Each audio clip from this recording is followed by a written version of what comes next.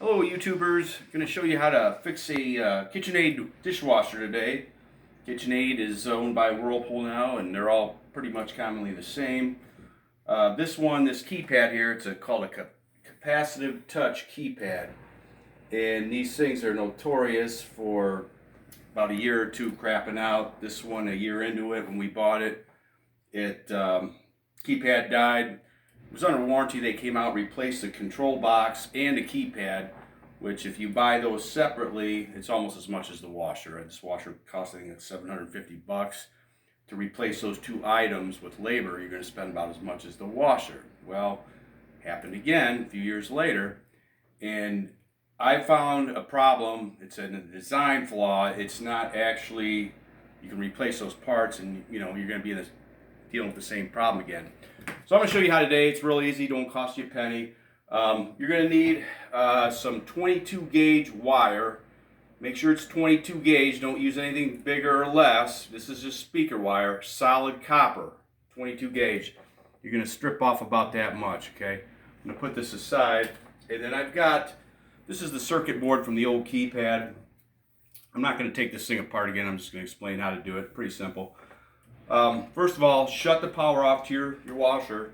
If you can't get at it like this one is, you can go find the breaker it's on, shut the breaker off. Okay, then when you open the door, there's going to be 6 torque screws on the back of this door. You're going to have to pull this panel off. So when you open it, open the washer, there's 3 on this side, 3 on that side. Remove those. This front panel is going to come off. Your control box is going to be right about here. Okay, and then on the keypad, you're going to have 4 torque screws, 1 on this end, 1 on this end, 2 in the center that hold this handle off. So once you take those out, this control panel is going to lift off. Okay, now you're going to see a 4-pin wire harness, and that's going to plug in to the keypad on this side. It's going to look like that. You're going to squeeze that, unplug it, and then you're going to unplug the other side from the controller down over here. Once you take that 4-pin wiring harness off, now that's where your problem is. What happens is you get moisture and heat in there, and those pins are going to oxidize. So take the wiring harness, the 4-pin harness, then you're going to take this piece of copper, and you're going to push it in all 4 holes on both sides. So you push it in there and just go back and forth a few times to scrape the oxidation off. And all 4 pins on one side, flip it over to the other side. Just go back and forth a few times just to get the oxidation off, okay?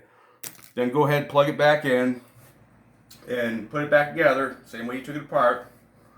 But you might want to, what I did is on that harness, once I cleaned them and plugged it back in, I took some dielectric grease and went over the back side around the harness to keep moisture and heat from getting back in there, because that's what fails. So do that on both sides, put it back together, and everything should work fine like this one does again. This one was doing the same thing, keypad quit working, I could only get 1 light on. None of the buttons were responding.